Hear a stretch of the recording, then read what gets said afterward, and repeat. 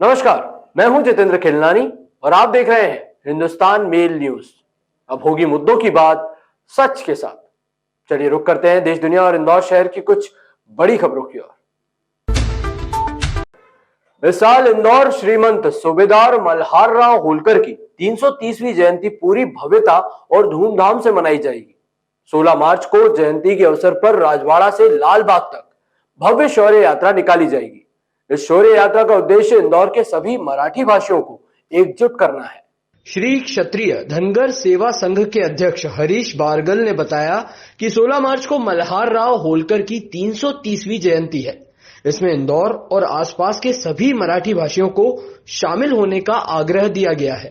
शौर्य यात्रा राजवाड़ा देवी अहिल्याबाई की प्रतिमा से प्रिंस यशवंत रोड, पंडरीनाथ, हरसिद्धि, मोती तबेला, कलेक्टर कार्यालय होते हुए लालबाग परिसर जाएगी। इस शौर्य यात्रा के माध्यम से सभी मराठी भाषियों को एक जाजम पर लाने की यह शुरुआत है। इंदौर में करीब 5 लाख मराठी भाषी हैं। उन्हें शौर्य यात्रा सहित एक एक कार्यक्रम कर एकजुट किया जाएगा। एडवाइजरी कमेटी की गुरुवार को हुई बैठक में इंदौर एयरपोर्ट के विस्तारीकरण पर चर्चा हुई। हर साल कम से कम 1 करोड़ यात्री सफर कर सकें, इस हिसाब से नई टर्मिनल बिल्डिंग बनाने के प्लान पर बात हुई। एयरपोर्ट प्रबंधन ने 20.48 एकड़ जमीन पर नई मल्टी लेवल पार्किंग बनाने की भी बात कही। एडवाइजरी कमेटी के चेयरमैन और सांसद शंकर लालवानी ने कहा है कि इंदौर से 40 लाख यात्री हर साल सफर करते हैं। प्लान इस तरह से बनाया जाए कि इस साल 1 करोड़ यात्री सफर कर सकें। दिल्ली, मुंबई, पुणे सहित अन्य शहरों की तुलना में इंदौर से किराया ज्यादा क्यों है, यह मुद्दा भी उठा। ई वीजा को लेकर एयर इंडिया के अधिकारियों पर नाराजगी जताई गई। उन्होंने कहा कि एक यात्री ई वीजा लेकर इंदौर तक आ गया, 2 दिन तक एयरपोर्ट पर रहा। इसे लेकर एयरलाइंस कंपनी ने कहा है कि यह नया स्टाफ था, अब आगे से ऐसा नहीं होगा। बैठक में सदस्य हेमेंद्र सिंह जादौन, सावन लड्डा आदि मौजूद थे। केंद्र सरकार ने रिटायर्ड अग्निवीरों के लिए बीएसएफ में 10% रिजर्वेशन की घोषणा की है। साथ ही अपर एज लिमिट में भी छूट दी गई है। ये छूट इस बात पर निर्भर करेगी कि अग्निवीर पहले बैच का हिस्सा है या बाद के बैचों का। इतना ही नहीं, इन लोगों को फिजिकल टेस्ट भी नहीं देना पड़ेगा। यह घोषणा BSF general duty cadre recruitment rules 2015 में अमेंडमेंट के बाद की गई है। केंद्र ने यह अधिसूचना 6 मार्च को ही जारी कर दी थी।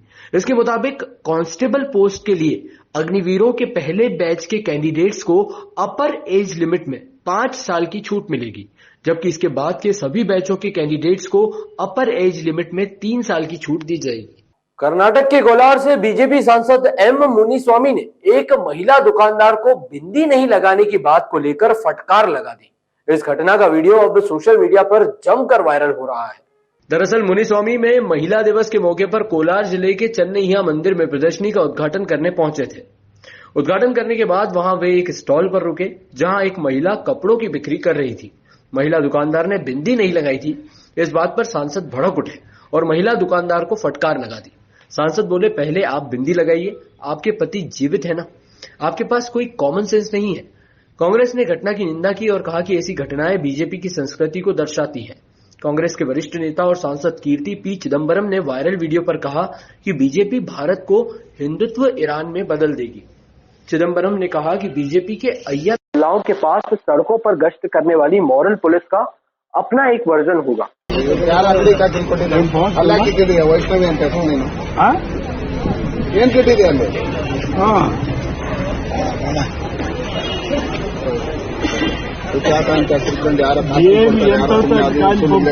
बट एक प्रश्न ಕೊಡಮ್ಮ ಹೇಮಂತ ಗಂಡ ಬದುಕಿದಂತಾನೆ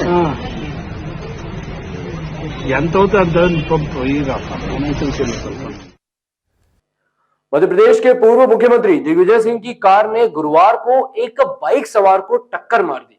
वह करीब 10 फीट दूर जा गिरा। उसके सिर में चोट आई है। उसे भोपाल रेफर किया गया है। घटना मध्य प्रदेश के राजगढ़ जिले की है। दिग्विजय कांग्रेस के जिला अध्यक्ष के कोडग्या गांव में उनके घर पर शोक व्यक्त करने पहुंचे थे। यहां कुछ देर रुकने के बाद वे कार से राजगढ़ के लिए निकले। दोपहर करीब 3 बजे जीरापुर के पास एक बाइक सवार काफिले के सामने आ गया और हादसा हो गया। घायल युवक का नाम राम बाबू बागरी निवासी परोलिया है।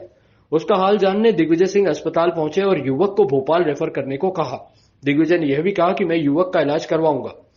डॉक्टरों ने युवक का प्राथमिक उपचार कर उसे भोपाल रेफर कर दिया है। इंटरनेशनल संस्था आर्ट ऑफ लिविंग के संस्थापक पद्म विभूषण श्री श्री रविशंकर इन दिनों हिमाचल प्रवास पर हैं।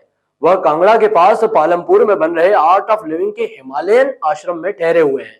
होली पर श्री श्री रविशंकर ने वहां आर्ट ऑफ लिविंग के वॉलंटियर्स के साथ रंग खेला और सबको शुभकामनाएं भी दी। इस मौके पर मुख्यमंत्री सुखविंदर सिंह सुक्खू के अलावा मंत्री चंद्र कुमार, रोहित ठाकुर, मुख्य संसदीय सचिव आशीष बुटेल और विधायक केवल सिंह पठानिया श्री श्री रविशंकर से मिलने पहुंचे। इस दौरान मुख्यमंत्री और रविशंकर के बीच प्रदेश में नशा निवारण और युवा पीढ़ी को तनाव मुक्त जीवन जीने के लिए मिलकर काम करने पर चर्चा हुई। मुख्यमंत्री ने ड्रग एडिक्शन और मेंटल हेल्थ के साथ साथ सनातन संस्कृति, ग्रीन एनर्जी और प्राचीन परंपराओं के उत्थान के लिए कार्य करने की सरकार की वचनबद्धता को भी दोहराया। उन्होंने कहा कि उनकी सरकार प्रदेश में नशाखोरी के खिलाफ कड़ा कानून ला रही है ताकि युवा पीढ़ी को नशे से दूर रखा जा सके। श्री श्री रविशंकर ने बताया कि युवाओं में बढ़ती नशे की प्रवृत्ति पर चिंता व्यक्त करते हुए कहा कि राज्य के महाविद्यालयों और विश्वविद्यालयों में वेलनेस सेंटर स्थापित किए जाएंगे जो काउंसलिंग और drug free campus nodal hub के रूप में भी काम करेंगे। इसी तरह की और भी खबरों के लिए आप देखते रहिए हिंदुस्तान मेल न्यूज, जिसके लिए आप हमारे चैनल को सब्सक्राइब करना ना भूलिएगा। धन्यवाद।